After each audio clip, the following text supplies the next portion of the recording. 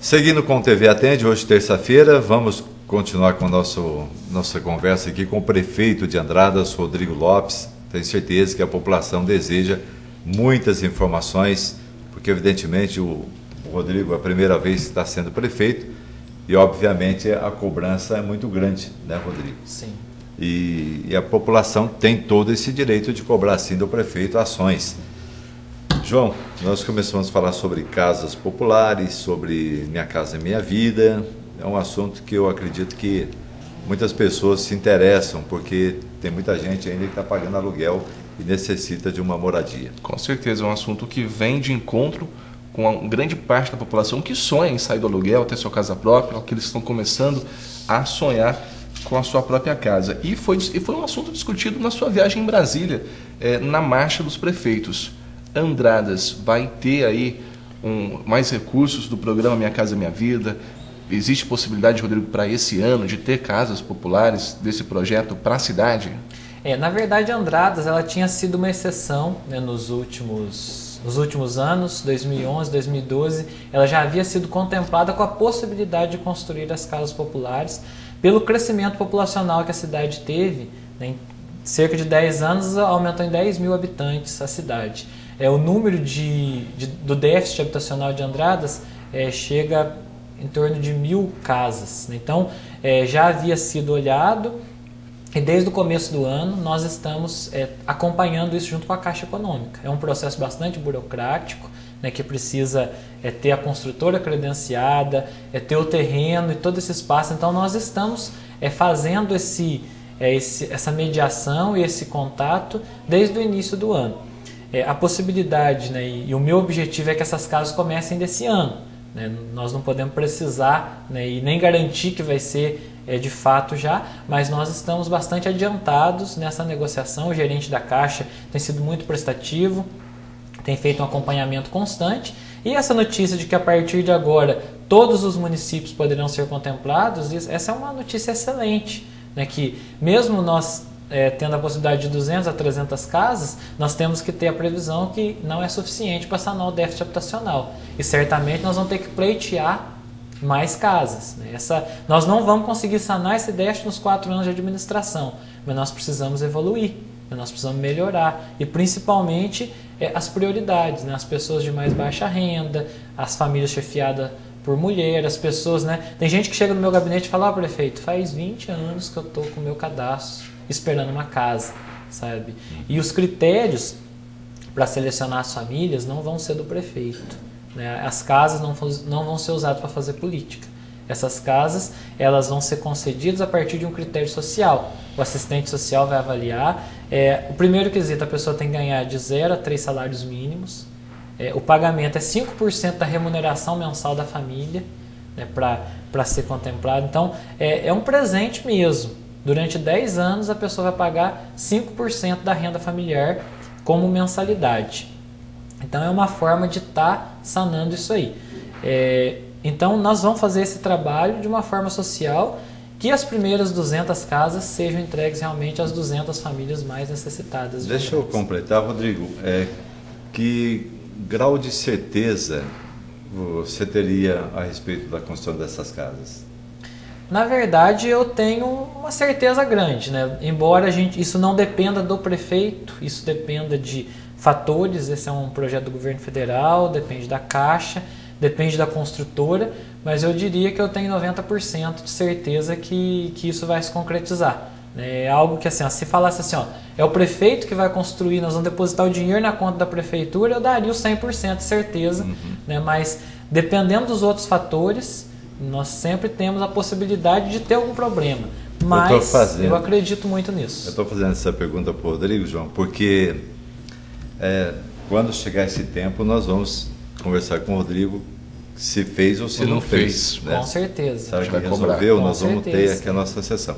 Eu estou falando isso porque, não na campanha passada, mas na campanha anterior, os candidatos, eles apresentavam aqui propostas que construiriam 400 casas, outros 600 casas, e nós não vimos nada. Sim. Por isso que eu perguntei o grau de certeza, para que a população possa realmente dar essa credibilidade ou acreditar, né, Com isso ao certeza. Rodrigo, as suas palavras, para Sim. que nós possamos realmente ter essas casas. Muitas vezes quando a gente fala disso, né, às vezes eu sou criticado porque algumas pessoas falam, você precisa fazer mais propaganda do teu governo e das coisas que estão sendo feitas, porque muitas vezes a comunicação não está atingindo e a crítica vem porque não chega a informação, né?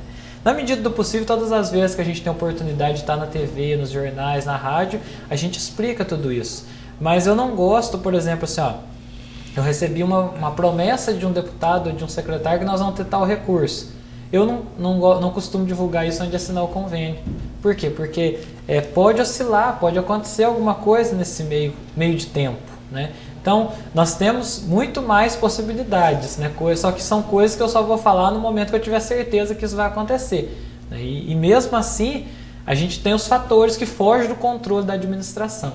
Mas eu falo assim que a nossa luta tem sido incessante, no sentido de atender aí a expectativa da população e cumprir o nosso plano de governo. Você falou que só tem certeza quando fala. Você recebeu um recurso em Brasília que vai ser pago em 2 parcelas. São mais de R$795 mil. Esse dinheiro vem? Esse dinheiro foi uma promessa feita pela Presidente da República, né? Então nós temos que dar crédito, né, ao que ela disse. O município, são mais de 3 bilhões que serão divididos entre todos os municípios do Brasil. E de acordo com o fundo de participação. Então nós temos um fundo de participação 1,8, que representaria o valor em torno de R$795 mil, uma parcela paga em agosto, uma parcela paga em abril de 2014. Agora, a reivindicação dos prefeitos era outra, né? Nós queríamos 1% a mais no fundo de participação. Por quê? Porque isso não seria uma única vez, porque vão vir 795 mil em 2 parcelas e pronto. Isso. Agora, o ganho, né, para vocês terem uma ideia, a arrecadação hoje da União, cerca de 66% dos recursos dos impostos que a gente paga, fica na mão do governo federal. Em torno de 20% na mão do governo do estado. E pouco mais de 15% na mão dos municípios. Então 1% a mais representaria um volume considerável quando a gente vê o valor da arrecadação, né, que são trilhões a arrecadação de impostos do país. Esse dinheiro que vem, Rodrigo, já tem um destino? Na verdade, nós ainda não recebemos a especificação, né? Provavelmente uma parte desse valor ele vai ser destinado à saúde, à educação, e geralmente o investimento é muito pouco aquilo que você tem liberdade, né, de movimentar dentro da administração. Mas geralmente existe uma cota de saúde e uma cota de educação que tem que ser aplicada. Você também conseguiu aí um caminhão, mais equipamentos para a cidade. Isso, esse foi um compromisso, né, que já foi assumido lá em janeiro, né? Infelizmente em maio foram entregues para alguns municípios, mas Andradas não foi colocado dentro da cota. Na nossa região foram pouquíssimos municípios contemplados. A promessa da Presidente é que as retroescavadeiras sejam entregues até setembro, as motoniveladoras, que seriam as patroas, até novembro, e em fevereiro um caminhão caçamba para cada município. Nós vamos aguardar isso, né, porque nós temos uma necessidade extrema desses equipamentos, né? Nós temos o governo do estado, que naquele valor de 800 mil do pró-município, nós pleiteamos mais uma retroescavadeira, mais uma patroa e 2 caminhões caçamba, e nós estamos em fase de conclusão de um financiamento no Banco do Brasil do Provias para a gente adquirir caminhões novos para fazer manutenção das nossas estradas. Eu falo para vocês assim que é muito complicado trabalhar sem ferramenta. Nós temos uma patroa para atender 1.200 quilômetros de estrada rural. Essa patroa ela já é velha, ela trabalha 2 dias e tem que ir para manutenção, né? Trabalha 2 dias e tem que ir para manutenção. E aí a situação ela vai se acumulando. Nós tivemos que contratar esse serviço através da MARP, né? Mas um equipamento novo, ele vai trabalhar 1 ano, 2 anos sem manutenção. Então isso dinamiza, né? Faz com que o serviço flua. Então é fundamental esses equipamentos para que a administração possa conseguir dar o tratamento adequado às nossas estradas. Muito bem, vamos a outros assuntos, Rodrigo. É lógico que quando fala-se em comprar aquisição de novos equipamentos e máquinas, caminhões, nós estamos vendo aí que os nossos caminhões da coleta do lixo já estão bem ruinzinhos. Estão feios. Sim. Estão lixo. Com certeza. Né? Precisa pintar, precisa colocar, não sei, a logomarca da prefeitura ou deixar de uma cor bonita e dar um trato, vamos dizer assim, no popular, aos caminhões de lixo. Existe possibilidade de aquisição de Isso. outros caminhões? Nós estamos caminhando em duas vias. Você um dia falou aqui na terceirização do lixo, isso seria possível? Nós caminhando em duas vias e hoje uma via bastante considerada pela administração é terceirizar a coleta, pelo menos da área urbana. Sabe, existe aí uma proposta, nós estamos entrando na parte de licitação. Os nossos garis não seriam prejudicados porque nós temos toda a coleta da zona rural, né, para ser realizada, que nós faríamos uma reforma nos nossos caminhões para estar atendendo, mas a questão da manutenção desses veículos, né, hoje a gente tem o exemplo de Itajubá, que tem sido bem sucedido nessa terceirização. É possível fazer a coleta à noite nos pontos centrais da cidade. Então, são vantagens que nós vamos conseguir trazer para a população. Agora, esse é um processo licitatório que ele é longo.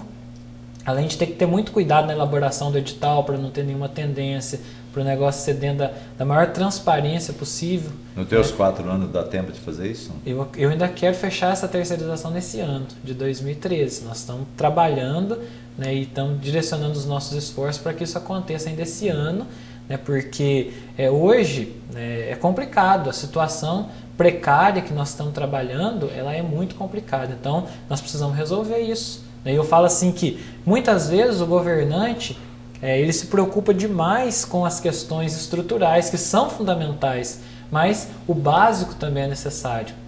E nós percebemos qual a maior reivindicação da população: mato, lixo e buraco, né? São 3 coisas básicas, né, que precisam ser dado trato adequado para isso. Por isso nós precisamos profissionalizar o nosso atendimento do lixo. Eu acredito que, né, e agora num curto espaço de tempo nós já fizemos cerca aí de 70% da cidade o tapa-buracos. Nós temos que concluir isso e dar uma manutenção periódica para que não aconteça de novo o que aconteceu, porque a situação da cidade estava lastimável.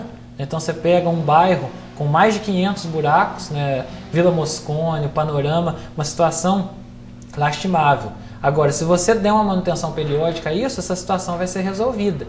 E a questão do mato, da limpeza urbana, que nós terceirizamos, uma empresa, né, ganhou o processo licitatório e nós estamos caminhando nesse sentido. Mas é algo que a gente não resolve de uma hora para outra e é algo que influencia diretamente no dia a dia da nossa população. Quem não quer sair de casa e ver uma praça bonita, né? O prefeito quer chegar na prefeitura e quer ver a praça bonita, né? A praça da igreja, nos nossos bairros, as nossas áreas verdes, mas isso demanda recurso, investimento e tempo, né? O problema maior hoje da administração pública é o processo licitatório, que tem todo um tempo para acontecer e que muitas vezes é condicionado. A empresa ganha, não cumpre, tem o trâmite para se contratar outra empresa, enquanto isso passa 30 dias, passa 60 dias, passa 6 meses, né? E a população quer o resultado. Ô Rodrigo, você tocou num assunto delicado, que é a Operação Tapa Buraco. A gente vem recebendo nos últimos dias várias reclamações de locais que aconteceram essa operação, mas o buraco voltou. Sim, mas o buraco não voltou no lugar onde foi tapado, né?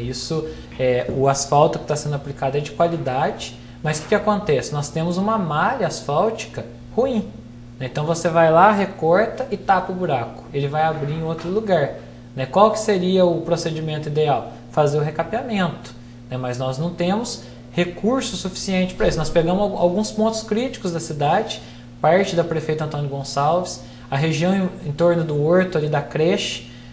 A Vila Moscone tinha a rua Oscar de Oliveira, ela tinha sido contemplada do ano passado, nós fomos obrigados a cumprir, né, esse cronograma que era um recurso do Estado. A Rua do Fórum, a Rua Manuel Lopes Júnior, que são ruas que ela tem uma base boa, mas o asfalto estava degradado. Você vai lá, tapa o buraco, ele sai. Qual que seria o procedimento ideal? Um recapeamento total. Agora, o custo disso é altíssimo. Então, o tapa-buracos é um processo paliativo. Então, você percebe, nós fizemos a prefeita Antônio Gonçalves e a João Domiciano da Costa. Aquele asfalto foi feito há cerca de 10 anos, né? E o trânsito é intenso. Então, ou seja, ele vai se degradando. A Avenida Procópio Stella, que dá acesso ao Alto da Serra, foi feita na mesma época. Com o trânsito não é tão intenso, a gente pode dizer que o asfalto ainda está em boas condições. Então nós vamos priorizar essa Avenida Antônio Gonçalves e a João Domiciano, são prioridades nossas aí do futuro, fazer um recapeamento nelas, mas nesse momento nós estamos socorrendo, é o que eu te falo, nós pegamos uma administração com a situação das ruas abaixo de 0, E nós ainda não conseguimos atingir o ponto zero. Né? Por quê? Porque a hora que não tiver mais nenhum buraco é o ponto zero, e daí nós vamos partir, né, realmente para as ações definitivas. Então nós estamos trabalhando ainda no negativo. Eu também concordo até com o Rodrigo na questão quando se trata de vias de maior movimento, onde passa muito carro. Eu acho que a prefeitura sim tem que socorrer ali. Seria ali a saída para Poços de Caldas, a João Domingos da Costa, que ali realmente é um tráfego imenso. Sim. Até aquele local, no futuro, a prefeitura vai ter que fazer alguma coisa um pouquinho mais profissional ali no local, porque acostamento, curvas, sinalização, não só sinalização horizontal, vertical, uma série de medidas que precisam ser tomadas naquele local lá. E até nós falávamos aqui sobre as dificuldades, porque a cidade está crescendo, são muitos loteamentos. Nós não temos tantas vias diretas, então nós temos aí poucas. Então todo mundo acaba, é como um rio, né? O rio passa ali, a água cai tudo ali, e os veículos estão caindo tudo ali, né? Avenida Prefeito Antônio Gonçalves, né, que vai ligar Soves, que ali a manutenção vai ter que ser direta. Você não vai ficar sossegado, porque ali vai ter muito buraco ainda para tampar naquele lugar lá. Com certeza. Só que eu acredito também que a população tem que ser sincera a respeito da crítica, porque as vias, não só que depende da prefeitura em cuidar, existem as calçadas que os moradores também devem cuidar. E tem muitas calçadas com muito buraco, com muito mato. Então a própria cidade, a própria população precisa se unir em benefício da sua cidade, que é a nossa cidade. Deixar a nossa cidade bonitinha, organizadinha, e cada um cuidar do seu pedaço ali. Com certeza. Obrigação da prefeitura é ela que cuide, e obrigação nossa de morador, nós também temos que cuidar. Rodrigo, eu acho que o nosso tempo vem... Tempo está estourando. Mas nós temos outros assuntos, vamos seguir nessa semana ainda com essa nossa conversa sobre outros assuntos interessantes da população. Muito obrigado mais uma vez hoje aqui, e a gente segue, né, durante a semana. Tá certo, eu agradeço a oportunidade e vamos continuar aí falando do nosso trabalho à frente da prefeitura.